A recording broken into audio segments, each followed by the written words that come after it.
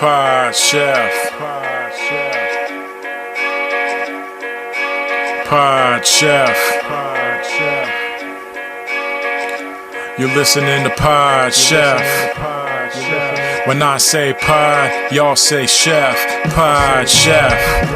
You listening to Pod Chef. It's a podcast about Top Chef, and that's a broadcast. It's on TV, and you can watch it. They got 17 seasons, that's a lot, kid. But you can skip those. We do recaps about the whole show. Not the food, though, but the other stuff. Yeah. You're now listening to Pod Chef, the only official podcast about the TV show Top Chef, with your hosts, Jamal, Brian, and Reeves. And I only said their first names because I don't know everyone's last name, and I'm trying to be polite. Now enjoy the show.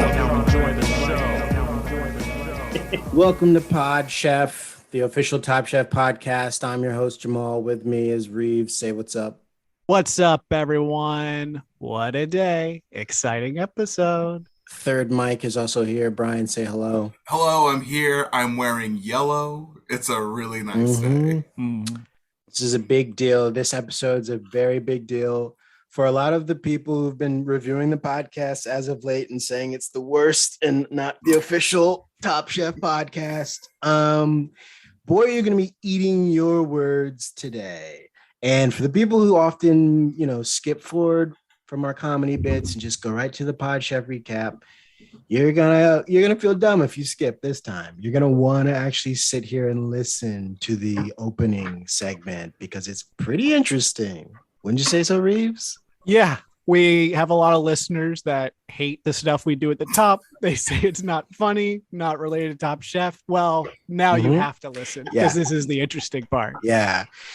And like we said, this is a podcast that Tom Colicchio is making us do. And if you have bad reviews, send those to Tom Colicchio's Twitter directly. If you have good reviews, put it on Apple Podcasts for Pod Chef. Let's get into it. We have a special guest here today. Doesn't need an introduction, but I'm going to give him this brief introduction. You know him from Top Chef. Trust me. You know him from Top Chef. Oh, yeah. Trust me when I say this. You know him from Top Chef. You also know him from other things. He also just released a book not too long ago. Let's welcome to the show, Dale Talde. Yeah. What up? What's going on, fam? How's everybody doing? We're doing good. We're all friends. We're all friends with people on Top Chef. How have you been since the show, Dale? I've been good. I mean, I've done things I never thought I would do, traveled places I never thought I would go, but no, it's been really good. I mean, I'm like single seasons Top Chef, dude. I'm non-HD Top Chef. So like I'm old. I've been in the game. I was on Top Chef before they even had like circulators and immersion circulators and like liquid nitrogen. I mean, that was like first. I think we were the first season to get liquid nitrogen. So, I go back. So I've had some pretty cool times there. I was in Portland to judge. Season 18. So that was really cool and met some really cool cats. But yeah, I mean, I love it. Like you got, I mean, I watch every episode. I've watched every season. I know a lot of people on it. I don't know, man. I still love the show. I think it's an amazing, I think it's the best culinary cooking show out there. So that's I'm what we hyped say that I get to watch it. I'm hyped I get to talk to you guys about it because it doesn't get old for me. Wow, awesome. So you were there last season. What was that like shooting during the quarantine? I mean, it was trippy to see. It was trippy because all the other experiences I've had with Top Chef were you cook for masses, and that's what's hard, right? And now it's like these guys are only cooking for us, right? A very small group of people. And it felt intimate, right? It felt like the longest dinner, uncomfortable dinner you've had with people for, whether it was comfortable or not for certain people. It just felt like a long dinner party because you're always eating with the same group of people, seeing the same faces, except, maybe somebody goes home and then you get to pick up people's style real quick, where I don't think, they've never done that before. So I never had to. So you couldn't pick up on people's styles right away, right? You didn't, you kind of immediately knew when a dish was put in front of you, whether they dropped it or someone told you, you knew whose food was what, because you started to pick on people's styles and their cooking habits. Is there so eating a different meal with the same people every day, is there a story that I know Tom kept telling over and over again, and he kept like forgetting that he told you guys, and you're like, he told us that. You already told us that one. No. The thing with Tom is that if you ask him about, like, listen, man, I'm a fan of the show, right? So I'd be like, do you remember on our season? He's like, Dale, I've eaten so much food. I don't remember. You're lucky if I can remember, like, I can remember. I'm lucky if I remember what I ate this morning, let alone you're talking about, a dish that was this, that's the thing with Tom. It says that, and with a lot of them, it's like trying to reminisce with Tom and Gail and Padma with some, moments they'll remember, but like, so they've been, they're going on 20 seasons. How could they remember all this stuff? It's just so much food and so much. But what you do get is when they say this might, when they do remember something, it's impactful. You're like, oh wow, that must have been good if you remember it. Is that sad to, like, I eat so few good meals that when it happens, I'll know it forever.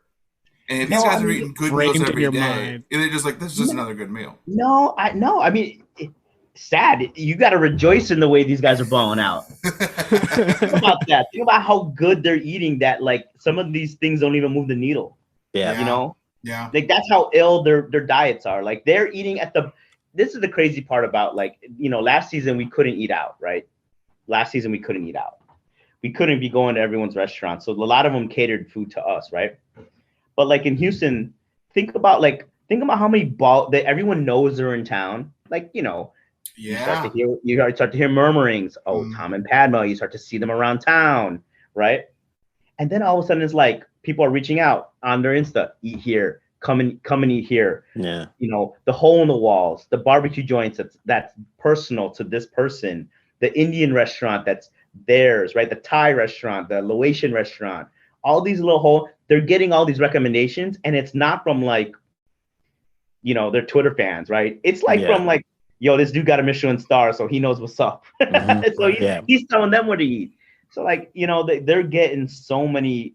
When we were in Portland, is it Peter Cho has a restaurant out there? I hope he, I hope I didn't butcher this, but I had my birthday when I was out there.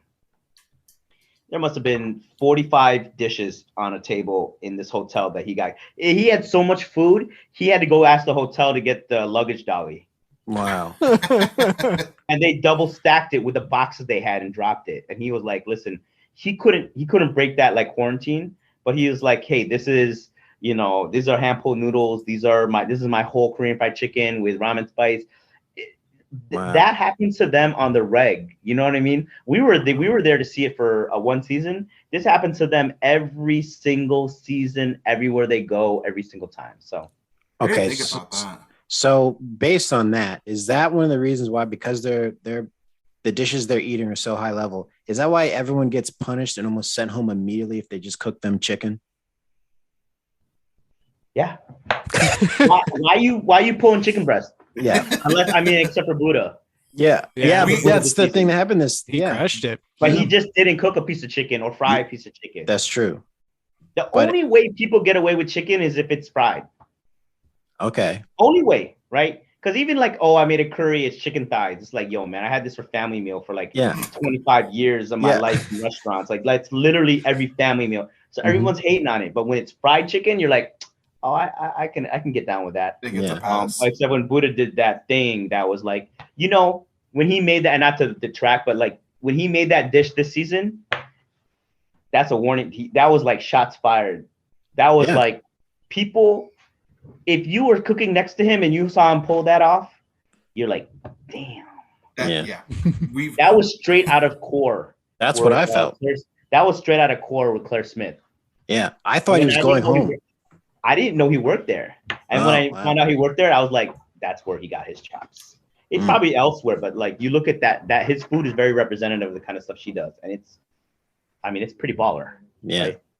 What do you think of the contestants today versus when you were on? Do you think it's like maybe easier than it was, like challenge wise? Or do you think it's only gotten harder? Much harder. Yeah. Yo, man, we like my first season, there was like, I'm a line cook. There was people who were like, that's true. I'm a line cook. I'm a sous chef. Now it's like, hi, I'm so-and-so. I have 2 Michelin stars. I've been nominated for James Beard 9 years in a row, and I've won it twice. Yeah. That's the kind of, but you know what? I'll say this though. That doesn't mean automatic. This competition is, you need to be a certain breed of person to succeed in this. Mm-hmm. The person that's like super ultra analytical and takes them like, it takes them like 2 weeks to put a dish on, but when he does, it's like grammed out, salts by the gram, everything's like perfect, right? Some of those dudes don't play well in this competition. Yeah. Because they get in their own head. Mm-hmm. The person who like, yo, I got a mom and pop, like there was a contestant that was like, yo, I own a like a campground or a resort out in Bumble, whatever, Alaska, and I got to make do with what I have. Those people are typically like, they kill it because they can improvise very quickly and think on their feet. Speaking of, do people ask you about butterscotch scallops a lot? And have you made it work? Or have you just never touched it? No, listen, man, I can make it work. My proportions are wrong. I can make that dish work. I did make a dish. I had to redo, on season 1 All-Stars and 8, I had to redo that dish again. And I made it work. I redeemed that dish. But my proportions were way off, man. That was a dish of proportion and not eating and ego and control. It was like, it was a very younger version of me's dish. Yeah. Because it seems like scallops are kind of a cheat code. Like, it seems like if you make scallops on Top Chef, you're probably good. Like, it seems like, do you think there are certain things that as long as you don't like totally fuck it up, you're probably going to be okay? Listen, there is cheat codes to this, right? And it's like, you have to understand how people eat and how people taste on this show, right? The person who's like, I love the simplicity of beautiful heirloom tomatoes, peak season with a little bit of fleur de sel and this beautiful olive oil. Yo, man, my mom could do that. It's called shopping. Like, you're a good shopper. Yeah. You know what I mean? That doesn't translate. Of course, when you're out to dinner and listen, if you're in the Amalfi Coast or you're in Florence and that gets served to you and you get this bistec Florentina and it's like, the worlds collide. It's like, this is what Italy is about, right? The most beautiful, simple stuff. Not on Top Chef. When people are tasting one bite of your dish, and just a bite, right? Impact. What's gonna make the most impact, right? So Tom always says it. He goes, "Don't be mystified by salt, fat, acid, and heat." And and I'm like, okay, well, I am. So I like it. You know what I mean? Like, yeah. I know what you're saying, Tom, but it's why you love. I don't know, you guys. Where do you guys all live? Are you guys all across the country? Me and Reeves live in DC. Brian lives by you in New Jersey. Well, I used to live in Brooklyn for a long time. Now I live in New Jersey. Okay. So have you guys ever gone to like the halal cart? Dude, halal carts on 53rd and 5th. I was just telling these guys I ate halal for lunch today. Too much spice. Stomach hurts a little bit. So that's why you love it. It's fatty. It's salty. It's spicy. It's sour. It's crunchy if you get falafel on it, right? That's why you love that food. And that's why street food is so impactful, and I think it's why people like gravitate towards it, because it hits all the notes. Yeah. It sings so loud in one bite. Yeah. Well, you get that perfect spoonful of chicken rice with, that spicy, spicy sauce, white sauce, maybe a pickled onion. It keeps you coming back to it, right? Same thing with like street tacos. It's the same thing. You take a bite of a street taco, it's like you're hooked. It's insane. Yeah, it has you. So, yeah, man. I mean, I think that those are the cheat codes that people have learned to get into, right? Have learned to like put that on a spoon.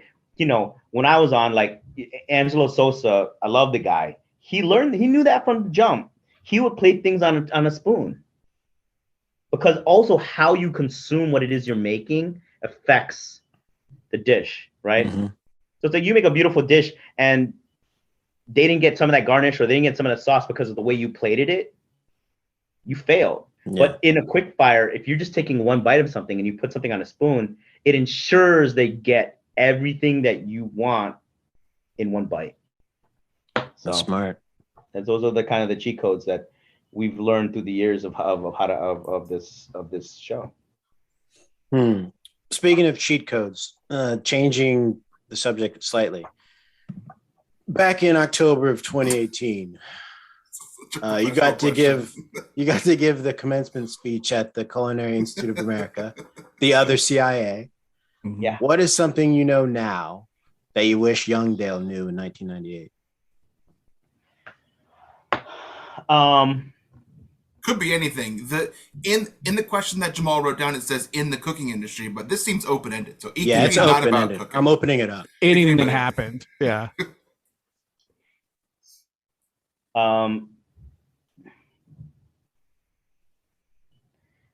I think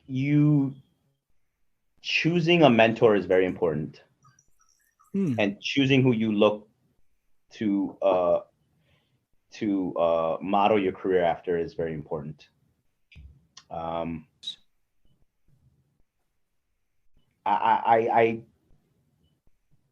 Traveling is like the end all be all. Like I think traveling while working and being in other countries is like that gives you so much bigger of a picture than anything else can give you.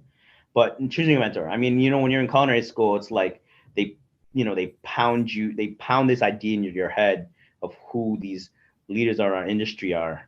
You have to decide on your own who those people are, and like, to be honest with you, 95% of those people were white. Yeah. So you grow up already in a European style of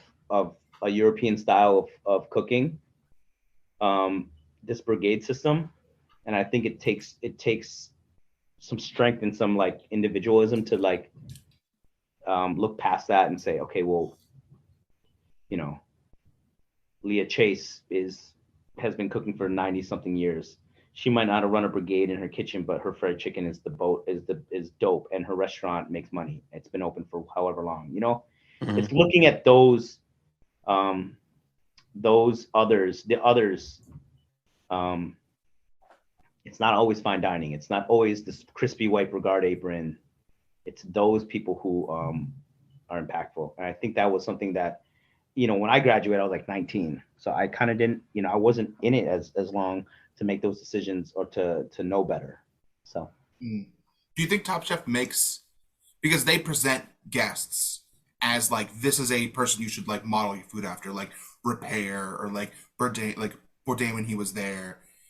Are these people that like seem legit to you, or are these like Culinary Institute people that kind of are just like the people that everyone kind of knows? But it's a mix. I just think that diversity is so important in the culinary world, right? Diversity. I never saw someone like me. They never presented anyone that looked like me, right? Martin Yan was like literally the only Chinese chef that was there. And like there's there's Chinese, like there's amazing Chinese cooks that have been doing it for, and it's such a different style of cooking that needs to have that type of representation, right? Mm-hmm. So yeah. I just think they've done a fantastic job of getting more representation, of diversifying. But yeah, I think we all. I mean, listen. I mean, that's how long ago I was. Right, there wasn't any diversity, and now it's like there's tons of diversity, which is great. Yeah, no, we talk about it on our podcast how there seems to be this season at least there are 2 white men who struggling to stay on the show, which is great. We get people who come in and bring like because like usually Top Chef is just like I'm classically trained, I'm French trained. Here's this. When like people like Damar come on, they're like, oh, like my food is like I know it's as good as this stuff, and it's not like this hoity-toity, and it's stuff that like everyone likes. I think that's like what you were talking about, like hits all those things, and it's not just like one of the mother sauces and like a piece of it's like different. Yeah, and listen, at the end of the day, technique and flavor are always going to be the what makes your technique and the way you season things and the way things taste are always going to win you, right? It's always going to win, right? But there are more techniques and flavor profiles than just mirepoix and the way European dining has, kind of thrown it into your face, right? It's why when you go eat at a French restaurant, you don't blink when you get the check and say, I know this is probably going to be expensive. But when even my own people will say, we'll go eat at a Filipino restaurant, they'll say, it's good, but it's expensive. Stop saying that. You got to stop. If you don't stop saying that, then it gives white people the okay to say that same stuff. And that has to stop, right? Whether it's in the Black community, Asian community, South Indian community. I mean, you hear from them first almost, right? We will almost, our culture, our community will almost say it first. It's great, but it's expensive. Why do we have to say the but? It just say it's great. Mm-hmm. Put a price. Stop equating.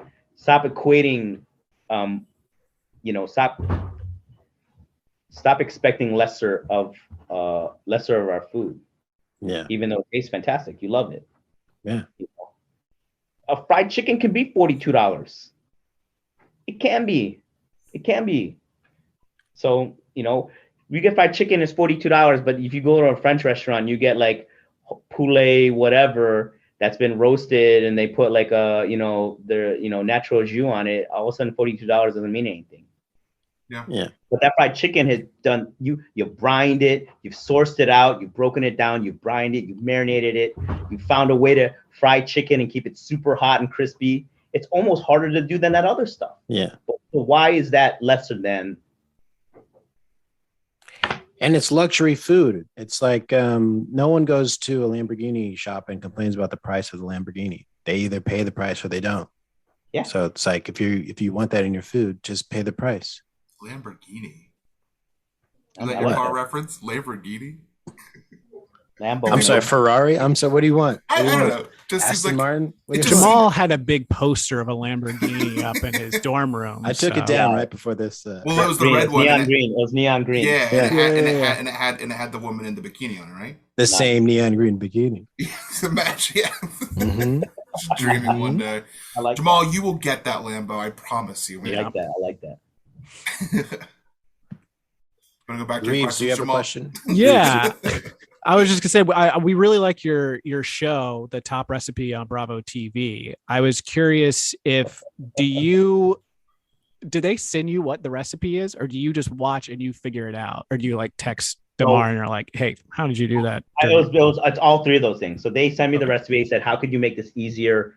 How could you make it faster? And then you kind of like when you get the recipe from the chef. Mm-hmm. So I'm getting murdered right now. If you guys have TikTok, I'm getting killed right now on gumbo. I'm getting murdered. People hate me right now. Because of the way that you did it? Yeah. Oh my God. It's so awesome. Take this down now. You don't know how to make gumbo. I'm like, yo, man, this is her recipe. Yeah, you got input from her. This is her recipe. And like they don't understand that like the parameters of this, right? Like they want it to be made in like less than 30 minutes. And it's like I told the people that I'm like, yo, you can't make gumbo in 30 minutes. So like then make a version of it. And then I was like, okay, well, I'm going to make a version of it, but you can't call it gumbo. They're like, we have to call it gumbo. And I was like, well, I'm going to get murdered. And that's exactly what happened. What's happening. People are like, this is turkey soup with greens in it. I'm like, they marched you out there to get murdered. But tell me what the difference is between that and gumbo. Yo, I mean, so listen, I told them, I was like, yo, her roux, and that's the thing about gumbo. It's the roux, right? And they're like, yo, she's like, and in their show, she's like, yo, you got to make this roux. It's going to take you like an hour to make this roux. I'm like, I can't do that. Like, I literally cannot make a roux in an hour. This is against what the rules for this whole thing is. I have to make it like friendly for someone to make. But I'm getting crushed on it. I love it. And like, I have TikTok as a voyeur only, and it's all these people on TikTok that are crushing me. But I read it all. I love it. I go through all, and I like all. Oh my god, I love haters, dude. You don't respond. You don't do the Durant and respond to them. Mm-hmm. On my Insta, I do. On my Instagram, I like all I love when they shit on me. I just like every single one. Like, that's gotta kill them inside. Oh, I know. They're just like, fuck this dude. He's liking it. He's not giving me all the attention I want. Oh no. But when I want to get petty, boy, I'll get petty. I am Durant petty. They're coming for the God. I'm Durant Westbrook petty. Oh wow. Durant Westbrook petty. That's how petty I get. Leave a crappy review at my restaurant that's not valid. Like, listen, I know I'm here. So I know the guest that leaves a review that's like, I wasn't vaccinated. They didn't let me in. And then they gave me a 1-star review and then they trash me. Yo, better not leave your full name on that review. Better not find and I did. I found like 4 people who left crappy reviews like that. And I just was like, yo, how's it feel? Huh? You like reached out to them? Oh, dude, I found that they had businesses, copy and pasted their review of my restaurant and left out key details of it and subbed like, because they had like a flower shop. I put flowers in it. Like I subbed all the moments of like what the business was and sent it back to them and then left a review on their things. And this one girl was like, oh, she's like, oh, I do cooking. She had a cooking channel on YouTube. Oh boy, I left that review on each and every one of her videos. She had like 13 videos and she had like 7 people that saw it, but I made sure, boom, boom, boom. And she's like, you're the creep who left all the, I was like, how's it feel?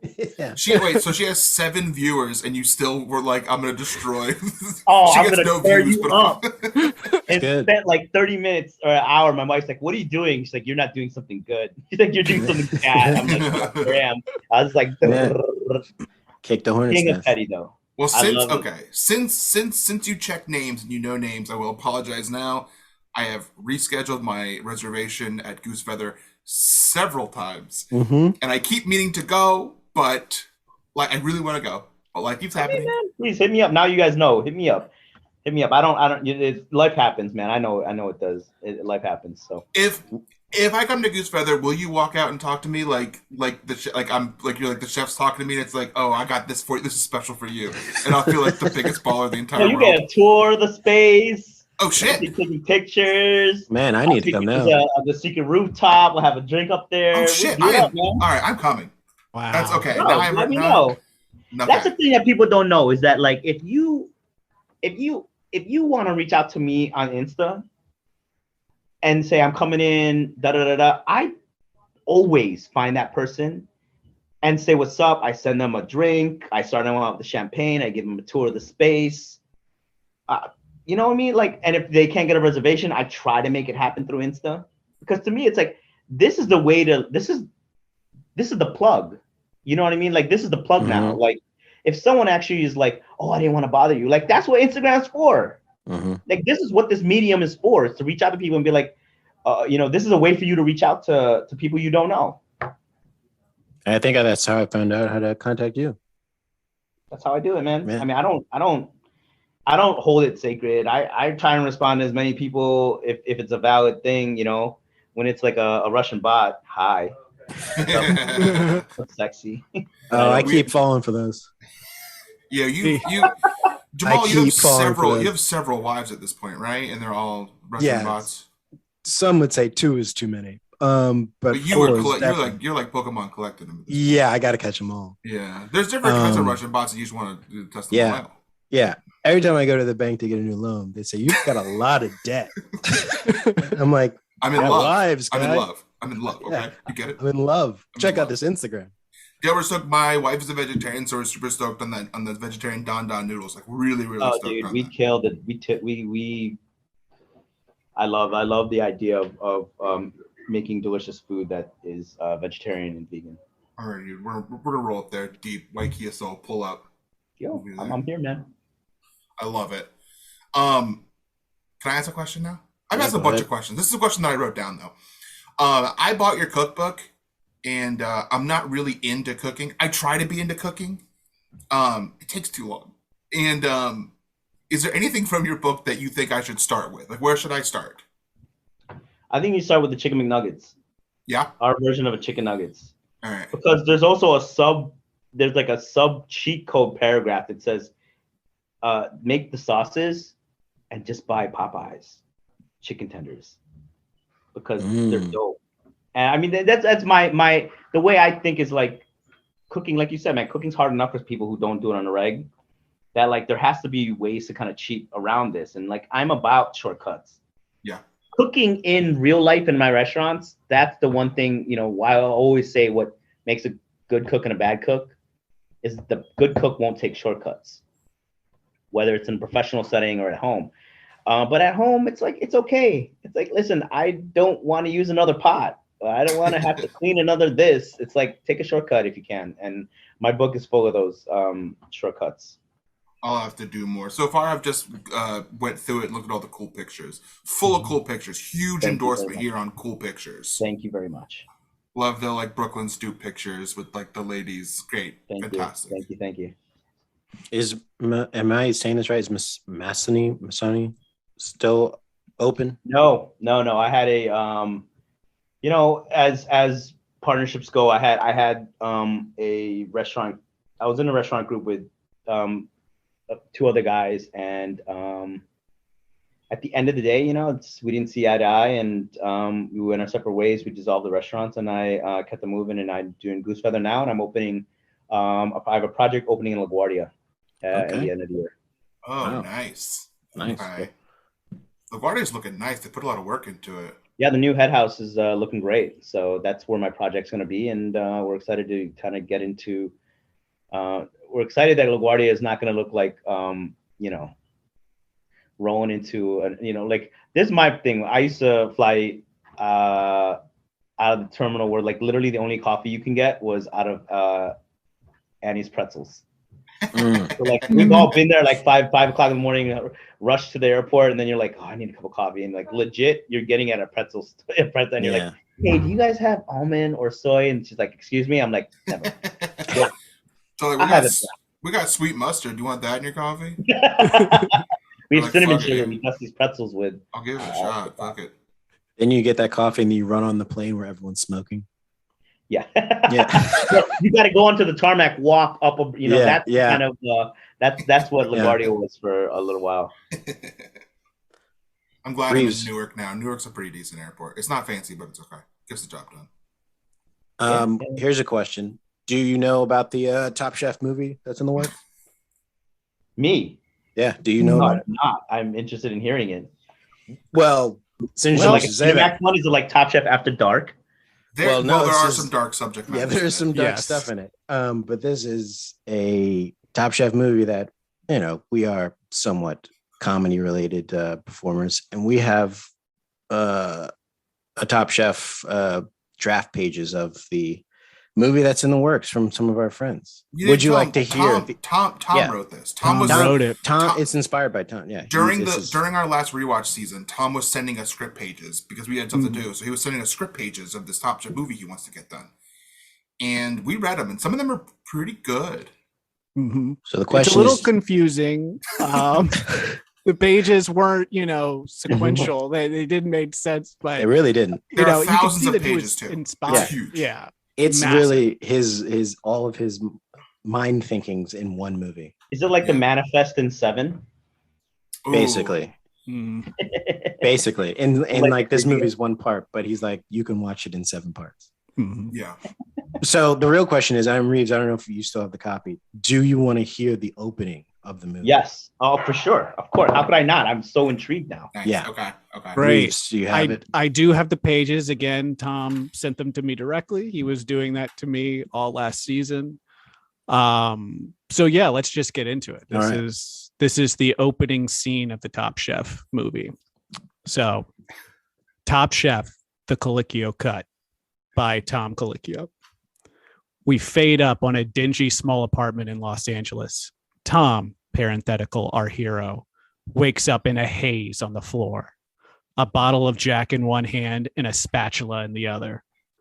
Tom is a young man in his 60s who is attractive, has cool style, is very smart, and all Black people want to be his friend. Tom slowly rises to his feet and walks over to the window. He looks outside and sees a city in tatters. Gunfire in the streets, people screaming, and trash cans on fire. His eyes slowly look up. There we see a large billboard with Padma's face on it. It says, "Please pack up your knives and vote for me for president of the world for another 8 years." He shakes his head and mutters to himself, "Some things never change." He goes to the closet and grabs an old dirty chef's jacket and puts on his signature beanie. This is a parenthetical that he wrote. The beanie looks very cool on him. He heads for the door and opens it, then suddenly stops. His attention is drawn to a framed picture on his wall. It's a picture taken from the Top Chef set of him, Gregory, Kwame, Tiffany D, and Trey. His eyes become watery and he softly places his hand on it. "My best friends. I miss you guys." He slowly pulls back and leaves. He races down the hallway and stairway of his building. He passes arguing couples, babies crying, junkies passed out on the floor. We hear one junkie say, "Hey, got any amuse bouches? Just one?" Tom ignores him and hurries out the front door. Just then, a sleek black BMW X7 rolls up. The passenger window rolls down and a Cuisinart, this is a robot, Cuisinbot 3000 leans out the window. Cuisinart 3000 is an all-white robot, kind of like Eve from WALL-E, but more evil. Cuisinart 3000, you have 10 seconds to enter the vehicle, humanoid. Tom, we chef. Tom reluctantly enters the vehicle. They drive off. And that's the scene. And that's the intro to the movie. And that's just the intro. Wow, I am so intrigued. This can go in so many directions. This is, I mean, trust me, it goes many it different does directions. very confusing directions. Yeah. Wow, this is like Blade Runner. Mm-hmm. I am Legend. What's the robot? The robot Terminator. One? iRobot. Yes. iRobot. It's almost like Tom was maybe watching those movies kind of when he wrote this script and put it together. Took a lot of inspiration from a lot of movies and some of these scenes that we got. There's there's a lot of like connection to some of these. These are good. We can send you the rest if you want. You can read them on your. Oh, be great. I'm waiting for the German Shepherd to the German Shepherd goes by Tom's side. Trust me, you don't want to hear about the torture scene. Oh, torture scene's right. Yeah, torture scene's terrible. If this happened, would you want to be in it, and would you want to play yourself or somebody else from Top Chef? Of course, I'd want to. Of course, I'd like money's to play no Angela. object. Money's no I'd object. I'd like to play Angela Sosa. Oh, okay. I'd like to be Angela Sosa, or Hung, because I've been mistaken for Hung, or Sheldon, because apparently we all three of us look the same. Like I've gone to food festivals and someone's been like, "Dude, I love you, man. You're down from Hawaii." I'm like, "Wrong, Filipino." You guys, sorry, wrong dude. I'm like older than him, but I like him too. I like him too. Being Hung would be dope. Hung was a fantastic Top Chef contestant. Yeah, you got to get the hair. You got to party hard. Looks so good in the new season. He shows up, got the gray hair, looking looking point. like Storm, looking like the Vietnamese Storm, looking Vietnamese male fantastic. Storm. The glow up is so real. He looks great. Yeah, He's the And Marvel reboot. his wafty hair. I mean, Yeah. it's so good. And he knows how to play the game. Do you think a chef like Hung could survive on the show today? Oh yeah. Yeah. His skill set is his skill. And one, he's very well trained, and he's got a good. And his palate's really good, and he's just. Listen, a lot of us old timers, the quick fire is going to be really hard because that kitchen got much bigger. It's huge. It's very physical. So I don't know. Like, listen, I'm not taking anything away from Hung, but I mean, like, we're older now. Like, you know, my knees aren't holding up like they used to. So I think they can. His skill set definitely translates. I mean, he's a fantastic chef. Fantastic.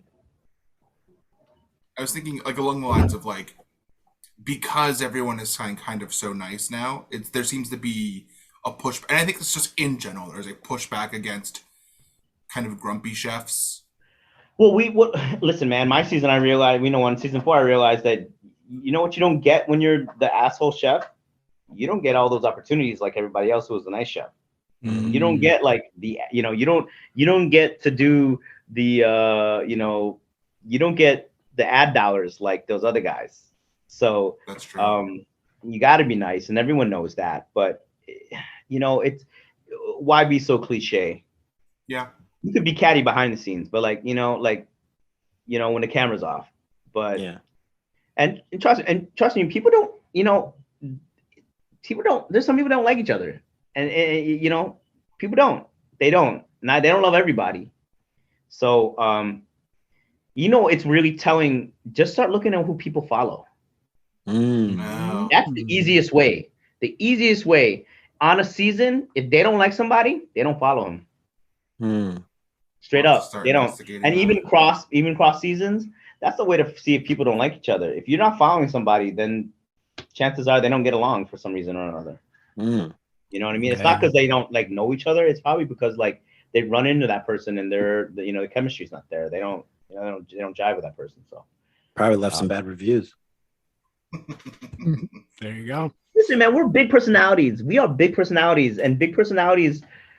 Yeah. For sure. Yeah. At cooking events and stuff like that, when someone's Hollywood and you're just like, yo, fuck that dude. You know what I mean? I'm not trying to be around that. I'm not trying to be around that shit. You put the best people doing the same thing. You put the Nets, Harden, Durant, Kyrie. Mm-hmm. They're not going to get along, all of them. Ended up in Philly. Yeah. Yeah, and we don't even have they to were friends. That's their job. Yeah. It's not our job to like each other after this thing. We don't have to love each other. So a lot of times you see people and listen, there's a lot of younger dudes who still want to live that life, and they should. Like some of those dudes on season 18 were like, everyone was like, hey, when we said bye to them, we're like, hey, reach out anytime you need something. And some people reached out, and they're like, what is your advice? And I was like, live it up, man. Live it up, because in a year, no one's gonna remember who you are.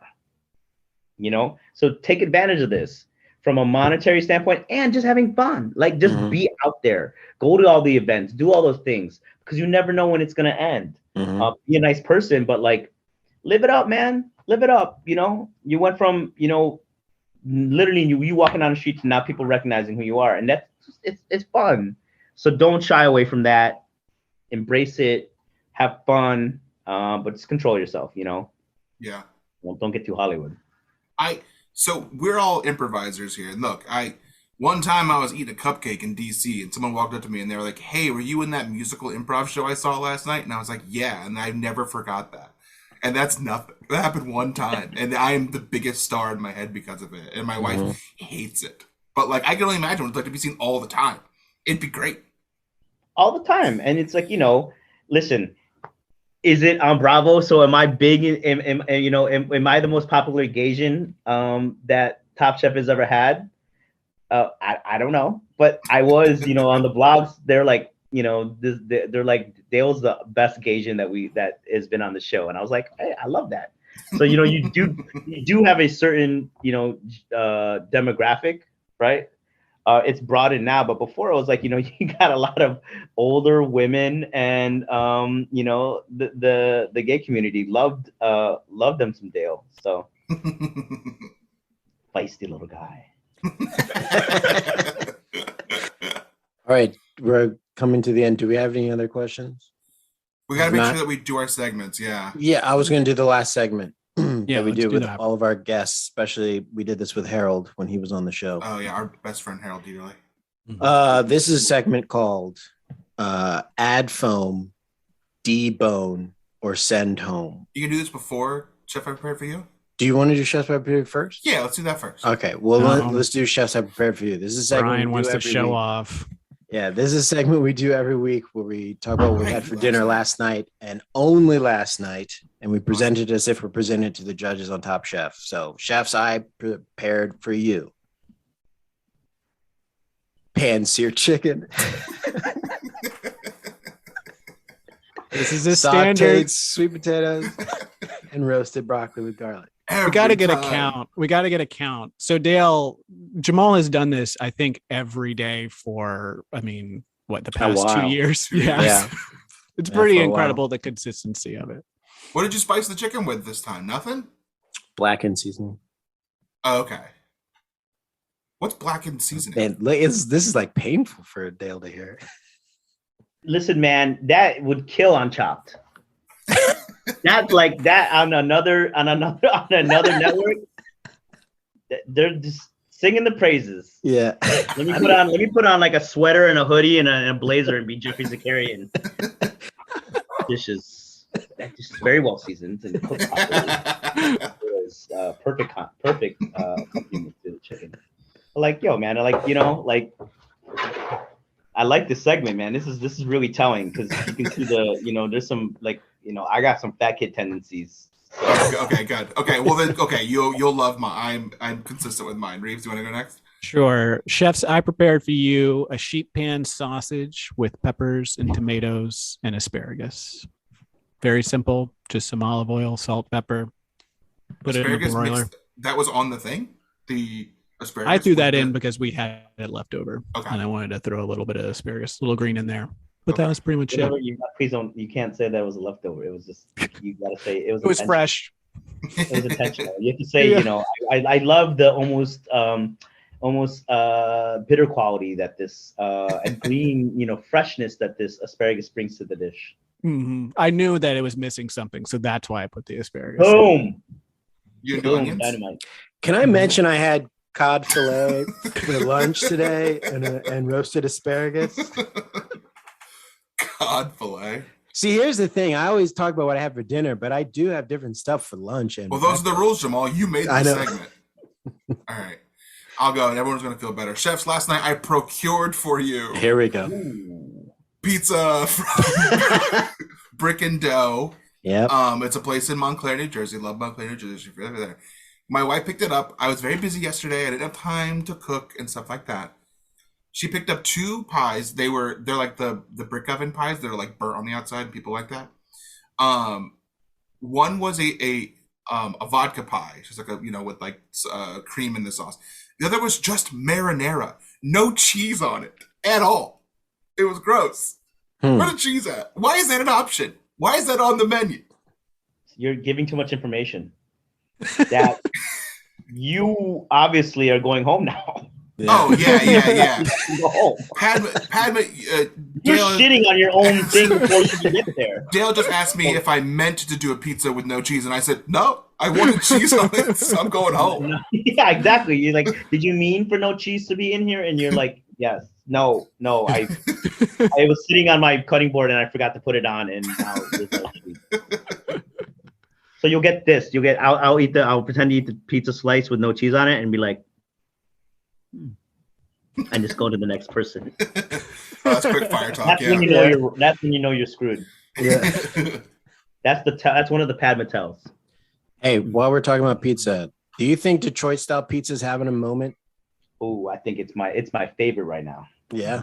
Okay. Detroit I'm right there with you. My favorite right now. I'm right there with you. Jamal, will you tell Dale how you order your pizzas? Sure. I'll tell him how I ordered it from Italy. I order my pizza with no sauce on it, just cheese and pepperoni. I'm not a big fan of sauce. And I'm telling you, someone told me this. That's how they do it in authentic Italy. Is that They true? put olive oil on, cheese, and your topping. They don't put the red sauce on. They said that's it. Listen. Really? No sauce? None? Your voice didn't have to go that you high. like red sauce pasta? I like red sauce pasta. I do. But on my pizza, I don't like. I think you know what it is. One time, a long time ago, a pizza place put way too much sauce on, and Brian loves that. But it was swimming in sauce, and I was just like, never again. And then like my dad often would order pizza and like watch them at Domino's and be like, just dip the sauce ladle in, take it out, and just spread it around. Don't pour sauce on. So I was like, it's stuck with me. Oh man, I feel like you're spiting your. I feel like the revenge that's happening right now over that is intense. But hey man, listen, listen. At the end of the day, nobody's here to tell you how to eat your food. Except for Brian. That's true. I don't hate on that. Like, listen, if that's how you like it. I mean, I do love the idea of sauce on the side, so you can control it. That's smart. I like that. I like a Detroit because the sauce is on top, and I can kind of on top. And I love that about it. Everything stays so crispy. The dough gets rise. It's fluffy. It's crispy. That's my thing, man. I like that. And when I get Detroit, I leave the sauce on. Okay. Ooh, all right. I like that. Okay. See, we're seeing eye to eye. All right, Dale. Do you want to do your chef I prepared for you? Yeah, chefs, I prepared for you a 45-day dry aged De Braga Black Angus ribeye, seared to medium rare, I paired that with a kimchi jjigae, which is a kimchi stew, and steamed white rice. That flex is hard, guys. Okay, yeah, wow. You didn't have to come that hard at that us. flex was hard. Jjigae, please. I mean, you guys did this, and if I was like, oh shit, I get man, you just destroyed us. I thought you were gonna. I know, dude. I know. I'm sorry. The steak was like the steak retail was $60. It was a 24-ounce dry aged. It was my wife cooked it. It was perfect when I got home, and I got to take no credit for it. I got to even shout out to my wife, Agnes. Agnes, she killed it. And then she made this Korean kimchi stew with it. It paired perfectly with it. It was like the greens. It was almost like this sauce that kind of cleansed your palate as you ate this really rich, fatty meat. And it was more than 45-day dry age. My wife was like, this is a funky steak. And I was like, I know it's delicious. She's like, it's delicious. So wow. That's the flex, guys. That's the flex. I thought you were going to say something silly because you were like, I have fat contentancy. I thought you were going to be like, I had peanut butter and jelly. But no, you came up with the 45-day dry aged steak. Yo, fam. I'm trying to watch my weight right now. You know, because if my wife wasn't there, I would have went right into and I crushed a thing of gelato with 3 cookies in it and, smoked a bowl and went to bed.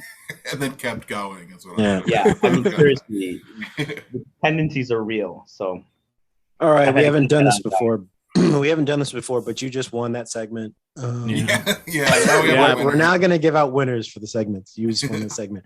So the last segment before we let you go is called Add Foam, Debone, or Send Home. This is where you pick of the 3 of us, which one of us would you add foam to, which one of us would you debone, and which one would you send home?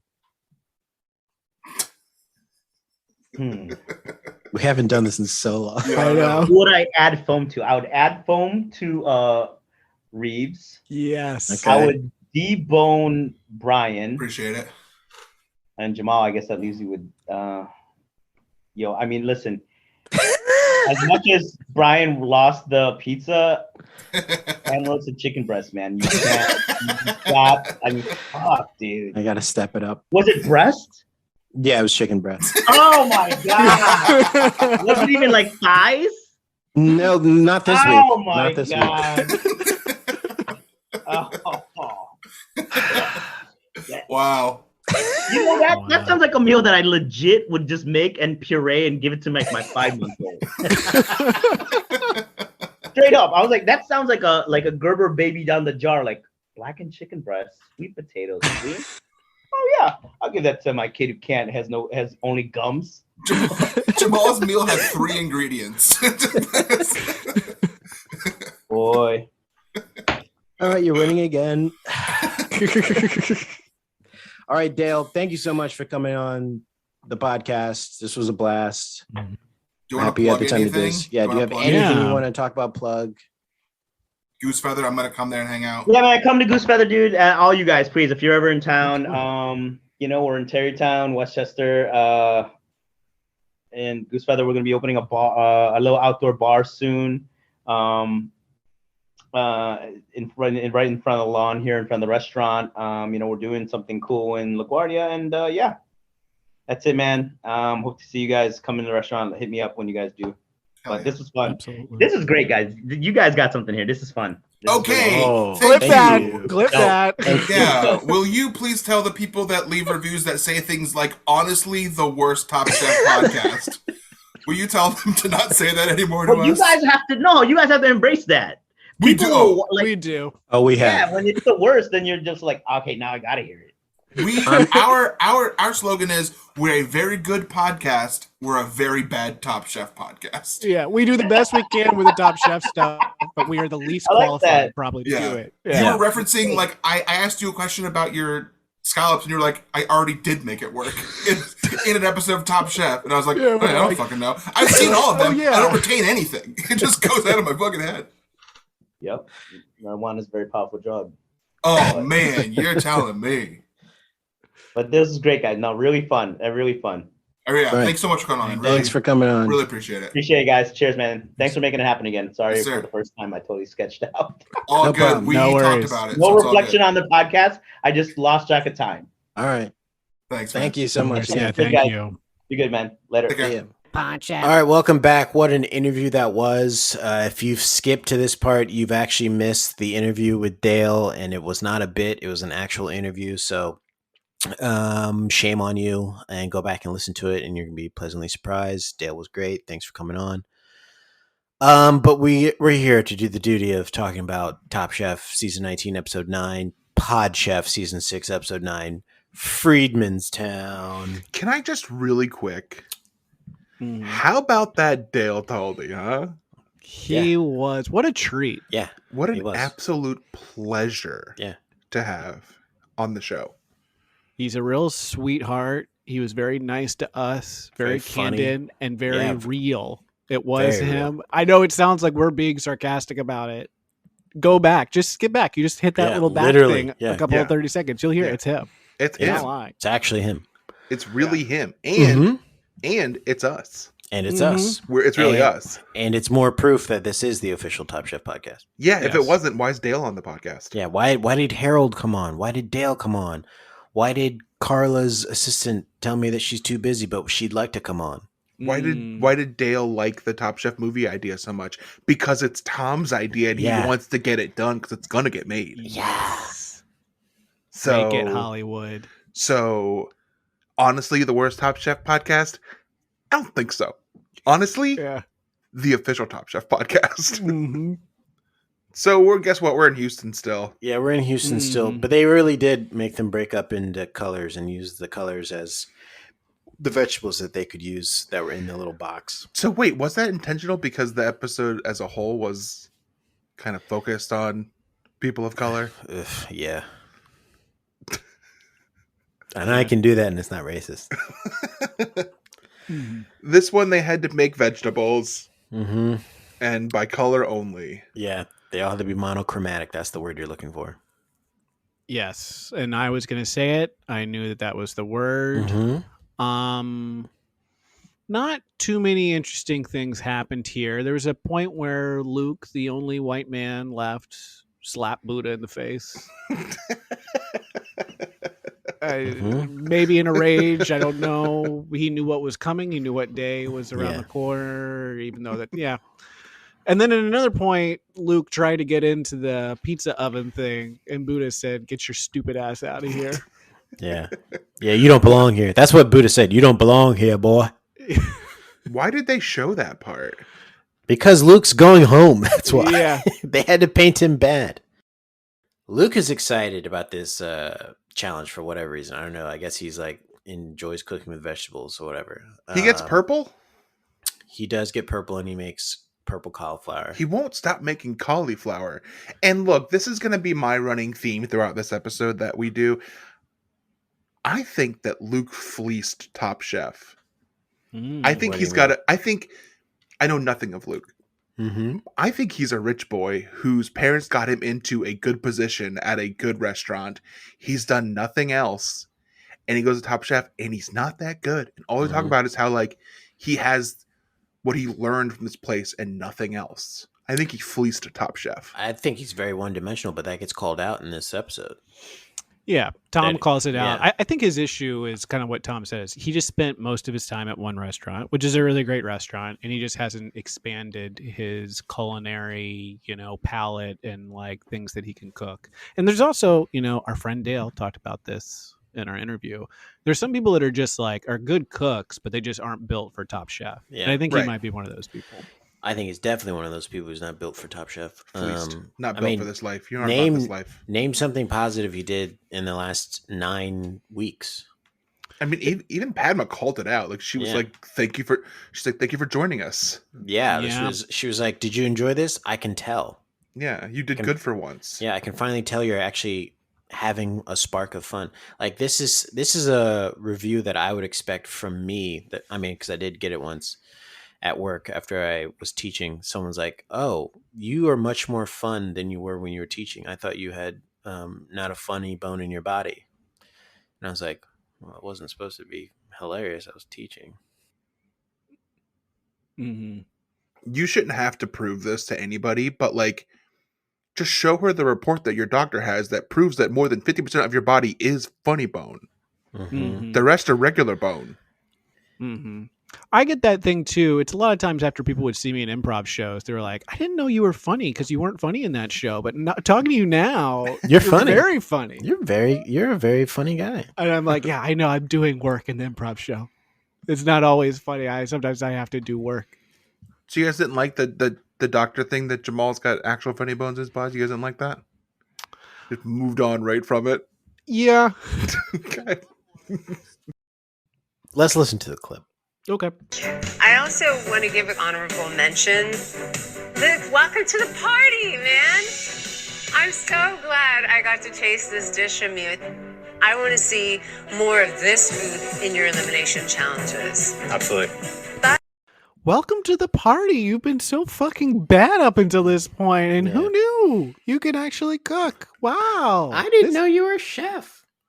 Yeah, that hurt my feelings, and I'm not Luke. Yeah. She's like, I want to see more of this. I could eat this. Yeah, he looked dejected when she said that. And he just put a smile on his face. Can you, like, he basically got a participation trophy for this one because he didn't even make top 3, really. So that's how poor his food was, that, like, it's not top 3, but still, welcome to the party, pal. Mm-hmm. Like, welcome to the party, pal. Honorable Cook mention. some more cauliflower. Welcome to the party, pal. You didn't even make top 3, but do more of this because this doesn't suck shit. And Brian, you're always talking about how you hate that Top Chef is handing out participation trophies so often these days, right? Yeah, I don't, just suck it up, Buttercup. Get out there and either win or don't. Mm-hmm. And if you don't win, then you're a loser. And the way to fix that is to take brain pills. That Joe Rogan sells, brain pills. Mm-hmm. You won't be a loser. I don't want to get kicked off Spotify for that comment. Welcome to the party, pal. You've been bad, and now you're 4th. You're not top 3, but you suck. Go to Houston, get on Top Chef, make a couple of dishes. Said it'd be a good time. Have a couple of laughs. So DeMar wins the quickfire. Yes. And DeMar's looking strong, and he's really kind of maybe too much on fire for this stage of the competition because he's kind of separating himself a little bit. Yeah, he is. Is there something to how much Padma was talking about the way that DeMar looks and like expresses himself?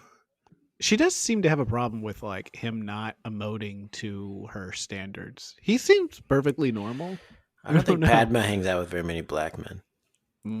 That's what it seemed like she was, and this part got cut, but tone policing him in a way. Well, that's what y'all do. I mean, you cut out the part where you were tone policing me during this whole recording. Hey. so, Also, like, no wait, one hold hears on. it. Padma's not white, so don't lump me in there with her. It's not a thing you can only do if you're white and if you're like black. It's not one of those dumb things like black people can't be racist. What are you talking about? We're one of the best racists on the planet. Like, we'd win awards for it if we could be openly racist. Yeah. Welcome to the party, pal. Welcome to the party, pal. So they welcome Luke to the party, but he doesn't win. Damar wins. And Damar's looking strong. Dawn and Kwame are back for Juneteenth. And thank you, Dawn, for showing up on time. Yep. She's here. There's Kwame, too. She's not cooking, so everything's going to be finished on time. She's just going to be tasting and providing her feedback, which is nice. Yeah, and this is what they have to do. The chefs catered a block party fundraiser, something Luke's never been to, held at the Bethel Baptist Church in honor of Juneteenth, Texas roots, and the establishment of the Freedmen's Town located in Houston's 4th Ward. Now, the contestants were required to contribute dishes that spoke to their hearts and souls in reference to soul food. Luke, do you know what that is? All proceeds from the fundraiser went towards the Houston Freedmen's Town Conservancy. The guest judges obviously were Don Burrell and Kwame Onwuachi. Mm-hmm. There was a guest judge in the first part too for the quick fire, which leads to your every cast member. Like, sure. Well, no, she wasn't on this. Was she? Was she on She Top Chef? was. So she was on season 9, Texas. Really, I did not know that she is, because now she's the judge on the elevator show that we reviewed last season. Right. Yeah. That's I remember her. I never forget someone who reminds me of my mom. So she was very strict. Let's just say it. Let's put it that way. Just put it that way. She was very strict. Also, quick note: Damar got the. This is the last time they're getting little throwback to our friend from season 1, not able to be eliminated. Yeah. Yes. This is the last one, and what a good one for a black person to win, right? The Juneteenth immunity idol. Yeah. So Luke has decided that he's going to make meatloaf for Juneteenth. His mom's meatloaf, which she made for him every time he came home from Europe. No, From thank any you. of his trips of Europe, he'd come home, throw his bag down, all his Norseman stuff. Exactly. Yeah. His axes and stuff like that. And his mom would be like, "Here's a nice big meatloaf for you to eat." And he was like, "Oh, this is what they bring to block parties, right?" Mm-hmm. And she said, "I don't know. I guess so." He sits down there and he's shoving in his face and he's like, "Hey, Mom, when is Pa going to come to dinner?" And she realizes that he doesn't know. He's been in Europe. She puts her hand on his shoulder. She says, "Luke, Pa ain't coming to dinner." And he says, "What?" And she says, "He works night shifts now." Mm-hmm. And they saw him the next morning. Okay. Right. Okay, great. I'm not going to tag on to that because I don't want to ruin a perfect bit. That was nice. I was worried something had happened to Pa, but So did I for a second there. But then you said he just works nights, and I was like, oh, this came just full his work circle. schedule. Yeah. Yeah. And what is he doing working nights? Because in that time, it really couldn't work at night. They couldn't really see anything. So I was like, I wonder what he's doing, but it's probably something serious. Dangerous too. In CIA. Luke always thought that he just was like a mailman, but he's in the CIA. Okay, and I guess we have to ask the follow-up, which CIA are we talking about? So, Yeah. Culinary Institute of America. Okay, that checks out. That checks out. Yeah, this is all in your crazy conspiracy theory that he's from some connected family that can get him into Top Chef. Uh-huh. So, yeah. It is a very family-oriented episode, and everyone's taking and cooking for their meemaws and their moms. And these challenges, I think, are tougher than people realize. Because I think there's a aspect of it that can lead the chefs to overthinking like this inspirational dish and kind of like getting in their heads too much about it. Like, oh, I got to make this perfect because I'm making it for my mom. And it's like, no, just make it like you would if you're at home and you're just whipping it up. Yeah, keep it. I think that's where Damar excelled because he just had simple ingredients, kept it, just within, I think it was like 2 or 3 components that made it really strong as greens, which looked amazing. But Ashley struggled because she did 2 good things, but she put a gravy on top of Oyster her dish, gravy, which sounded tasty. I do think it's very, very bold of Damar just to make greens and hoe cakes. Like literally, those are 2 sides. Damar serves sides. And can we talk about something? Can we talk about, everyone was overthinking it, but Damar said, this ain't no thing. I'm going to make some hoe cakes. I thought hoe cakes were for breakfast, and I know that from True Blood because the girl always said, I'll make you some hoe cakes. She said a real Southern. I always kick my hoe cakes out before breakfast. Are we cutting that? 24. I think, honestly, I think this was my favorite episode for food. It all, like... That makes sense. It's soul food. Yeah, it's food that, like, is attainable to me and looks good and probably tastes amazing, and they all loved doing it. And honestly, I was really connected to what Dale was saying, to reference the interview you guys just heard, is that Top Chef is all about these, like, here's this fancy, one piece of something or other, and I learned it in France and blah, blah, blah. And this episode was just like, here's stuff that I know how to make, that my mom made, that her mom made, that's good stuff that everyone likes. And everyone knocked it out the fucking park, and the judges were like, oh, this is all really good.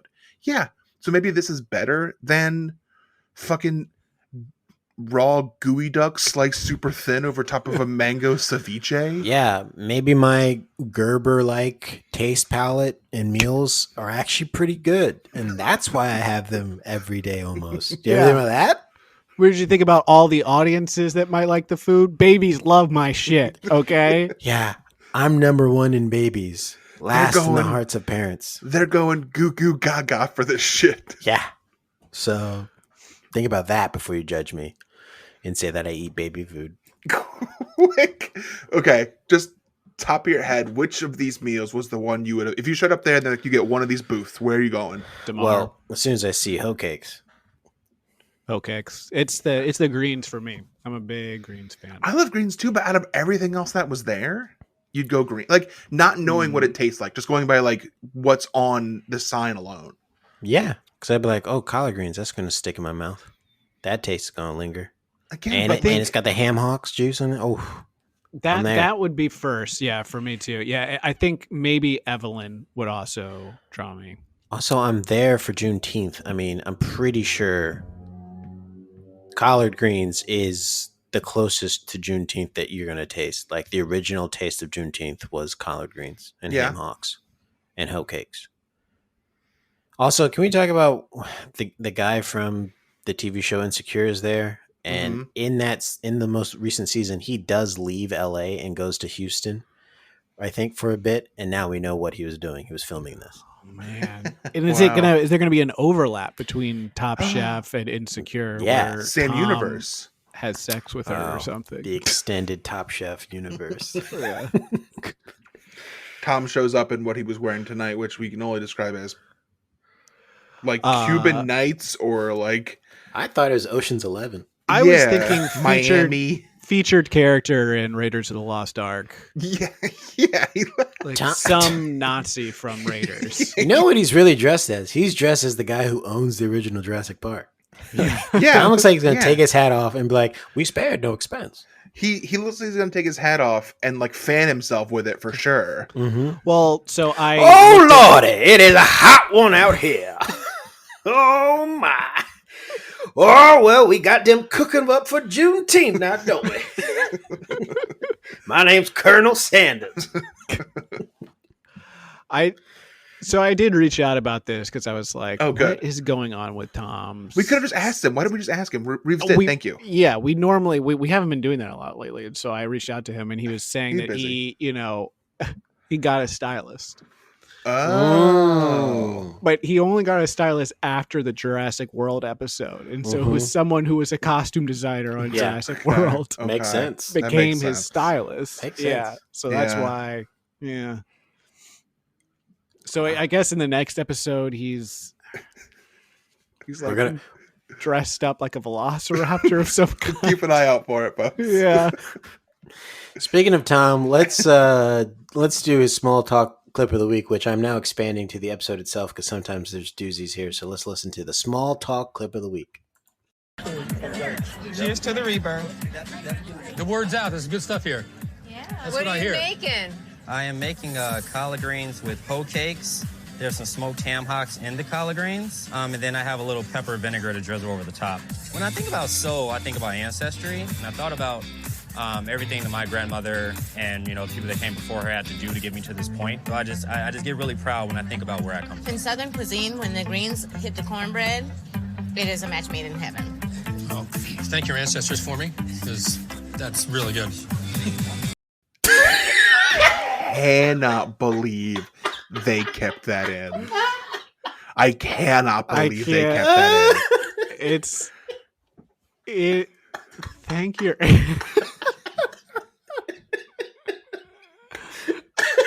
DeMar said, "What the fuck did you just say to me?" He said, tell your ancestors to fuck off. Yeah. Sure, Yeah. I'll tell my ancestors. I'll thank them for being slaves, I guess, and coming up with this food. For having to make do with what they have. Yeah, I'll be sure to thank them, Tom. Yeah. Well, yeah, and you make sure to tell your ancestors to go fuck themselves Yeah. because they really made things hard for my ancestors. Yeah. Oh, you're right. Yeah. As a white person, here, this is a quick little note to all my fellow white people out there. As a white person, never ask a black person to give a note to their ancestors for you. It's about anything. Here's what you also shouldn't do. Don't go on social media and like pretend like you're writing an open letter to like black people's ancestors for them. And be Is like that a thing? And be like, I'm just apologizing for my ancestors, what they did to your ancestors, and we need to come together and blah blah blah blah blah. It's not a thing I just made it up. I just don't want white people to be doing it. Well, and we have a lot of listeners that Yeah. take what we say very seriously on Yeah. this podcast. Maybe so too we do- seriously. Yeah. Yeah, oof. Oof. Foot Clan stuff. Yeah. Listen, you know how like Pooh Bear makes honey look like it's gonna taste really good? Mm-hmm. Yes. I don't know, Piglet. The way that DeMar just says, and I put some pepper vinegar on it, I want pepper vinegar so bad. Me too. Like, I I don't got know what so it is, excited by but I that. want I it was like, so bad. pepper vinegar. That sounds like two great things mixed into one. Yeah, Pepper and vinaigrette. there's no way it tastes good just to like drink it because it's pepper vinegar, but like It's vinaigrette, wasn't it? I think he said vinegar. he right? said pepper vinegar. I thought he said pepper vinaigrette. Let's hear it again. Cut to the end though. How do I do that? I can't do that. It's a long clip. I think it's at the very beginning he says it. Yeah. Cheers to the rebirth. The word's out. There's good stuff here. Yeah. That's what what are I you hear. making? I am making collard greens with hoe cakes. There's some smoked ham hocks in the collard greens. And then I have a little pepper vinegar to drizzle over the top. Pepper vinaigrette to drizzle over. Play it I again. heard vinegar. Yeah. I'll play it right there. I'm trying to remember how to start the. Smoked ham hocks in the collard greens. And then I have a little pepper vinegar to drizzle over the top. I think it's vinegar. A little vinegar to Okay. sprinkle over the top. Fine. Well, vinaigrette is less exciting. It's So much I- less exciting. Yeah, I but want it to makes believe. sense. I know what a pepper vinaigrette would be, but a pepper vinegar, I can't wrap my head around, but it sounds delicious. I want it so bad. Please let Yeah. it be real. Don't let this be pepper vinaigrette. Let this be real. Maybe we ask our friend Dale if he can reach out to his friend Damar. Yes. and Yes. ask. Yes. Well, he would probably know. He'd be like, oh, because it looked like he was in a squeezy bottle. It didn't. It looked like vinegar. Mhm. Maybe it is. Please let it be vinegar, and I want it. We go to judge's table. Can we just go to judge's table? It's so emotional. It is. Everyone's crying. Everyone's sharing their emotions about their dish. and Evelyn it's just- cries. Evelyn makes Gail cry. Mhm. Everyone's tearing up. It's like, we got it. This is a very, very sensitive, very impactful episode. But can we just send someone home? You know who's winning me over? Who? Jay. Jay. I was about to say Jay. Jay. Jay. And could Jay be doing what others have done in the past where they kind of sit in the middle for the beginning of the season and then they just start kicking into gear the latter half? They figure Smart. out. They figure out how the game's played and they go, okay, I'm going to save some of these dishes if I can for later on. If I can just, I know how this works. If I can just play to their palates, and then I'm really going to turn it up. I could see if someone, a Jay sneaking in there if Evelyn messes up. Yeah. Top yeah, but I think I'm at the point now where I don't think Evelyn's going to screw up. I think she's going to win. She's crushing it. She's so consistent that it's exciting though. There's definitely this tier. I think after Luke, now that Luke is gone, and maybe once Ashley gets eliminated, I think you have a tier of really, really great chefs who are all like killing it. Yeah. Do you guys understand their critique of Buddha's dish in that individually it all was very well seasoned, but together it wasn't? Yeah, it's hard to tell. You know what it is? It's like, and Reeves will love this. It's like when you have a Herald team full of people who have done improv for a while. They're all very well seasoned, but they just don't go together. You know? The team just doesn't have chemistry when you put them together. Individually, well seasoned. Together, ugh. Bumblebee. Our second beats are hard for me to follow. Bumblebee, our coach isn't giving us good feedback. See, he gets it. Yeah. So let's just listen to Luke go home. He gets sent home. Luke, please pack your knives and go. I'm so sorry, Luke. Listen, it's not over yet. See you in Last Chance Kitchen. Thank you very much. I think this was a really difficult decision that they had to make. And at the end of the day, someone had to go. So I'm leaving with my head held high. And Luke, keep doing what you're doing. I was so happy to taste that corner you turned. So I'm looking forward to you finding yourself more in all that technique you already possess. It sucks to go home. Made it all the way to number 7. Quick toast before I'm out? Yeah, quick toast.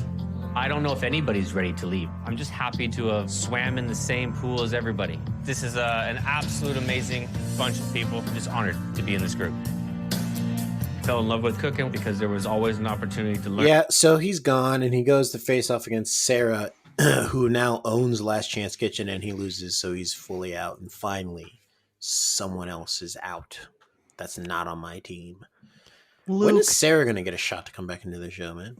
She's won like 5 times in a row now. Didn't you guys say it was one more episode? I think one more episode is what Tom said. If she wins the next Last Chance, I think she gets back. So if she beats Ashley next week? Probably. Yeah. Unless, I don't know. The thing was kind of the preview for next week seemed like DeMar was a little bit nervous. Yeah, it seemed like DeMar was shooken. Ashley, Jay, DeMar, and Buddha are the lowest right now. I just want you to know Jackson still has more points than everyone except for Evelyn. And he's out of the show. What a run. Yeah. So. Luke, just keep doing what you're doing. What you just did this day, just keep doing that, and don't ever do what you did before ever again, because it was just so awful and it really made me sad, and I didn't want you to be here, and I questioned why you were here, and so we had to sacrifice you in Juneteenth. You know, keep doing what you're doing, which isn't good enough to continue on the show, but at least it's not terrible. So stay there. Yeah, I think if I was there, I'd be like, "You're hurting my feelings." It seems like she doesn't like him. It seems like she generally is like glad to see him gone, and it's like being overtly nice to, like, you know, show him, you know, to show him that she's doing better than him because he got sent home. She's nagging him. Yeah, like, oh, just keep doing that. You got it. And she, like, she hates him. Oh yeah. And Jay wins. Jay wins. Did we say Jay wins? Yeah, Jay wins. We said it now. Reeves, you're in the lead. Brian, you're now in second place. You're not in first place anymore. No! You're in second place, and I'm still in last place. But I'm pretty sure Sarah's coming back in the competition. She's going to win it all. She's been doing the real Top Chef. And the real Top Chef is in Last Chance Kitchen. I think you might be right. I think there's a good chance. I mean, if its next episode is the last one, what a disappointment would it be if she didn't win that last one and got back in? I think she'll get in, but even next week, it's not the last, like, it's like top 5 or 6. So she's still got a lot of people to get through, even if she comes back. to make it to the finals? No, it's just 3 people at the most to get through. The finals is usually 3 or 4 people. Right, but she's coming back with 6 people. Yeah, so it means 2 more weeks they'll be in the finals, basically. Still hard. Yeah, but she's been doing it. There's no challenge they're going to come up with on the actual show that's worse than she just had to make takeout food, 3 different dishes in 45 minutes for her own Restaurant Wars. She's done very well. I would say that, I mean, she called it out, but in this Last Chance Kitchen, like she didn't do great. It's just Luke really ate it. And what was it? He over salted his dish. Was that what he added salt too late? Too late, and so it tasted too salty. It didn't have time to soak in. They were saying, and that proves the difference between Luke not being on the show. He shouldn't be on the show. He keeps making the same mistakes. Mm-hmm. Maybe he has COVID. Hey, so that's the thing is we didn't mention the fuck they're gonna wait until the week after Jackson is gone to do the blindfold taste test. They should have expedited that as soon as they found out. That's some real that's interesting. Why'd they do that to Luke? Shit. They just said fuck you to us. They're like, that seems like you want a cool payoff? You want to see Jackson have to fucking taste something with his with a blindfold on? No, too bad. Fuck you. You don't. That's real heel shit. It's like, you want my shirt? You want my shirt? You don't get my shirt. Padma wanted that done. Fucking Mark. Padma was like, don't give it to Jackson. Give it to Luke. Because I mean, how great would it be if he's given like cinnamon, he goes to taste it, and he's like turkey leg. And he's just like everything is just like so. He's like I don't know. Everything tastes so salty. Yeah. Tom's foot. Yeah. They give him some coriander. He's like a felt hat. Shoe shavings. Don't tell me a penny. Yeah. Is this a penny? A bunch of pennies that have been on the ground. It's either blood or a penny. It's one of the two. I know this one. The ashes of my grandmother. Dude, it's fucking basil. Reeves, where are they now? Luke is in Seattle. No paper trail of where he is currently working, other than I'm assuming he's a DJ at medieval times. Sick. Okay, that's it for us this week. Brian, you have so much to edit down. I do, but before I go, listen to the Daily Interview. Go back if you didn't. If you skipped, go back and then give us 5 stars on Apple Podcasts and let people know that we really got something here, guys. Yeah. Until next time, we're going to pack our knives and go.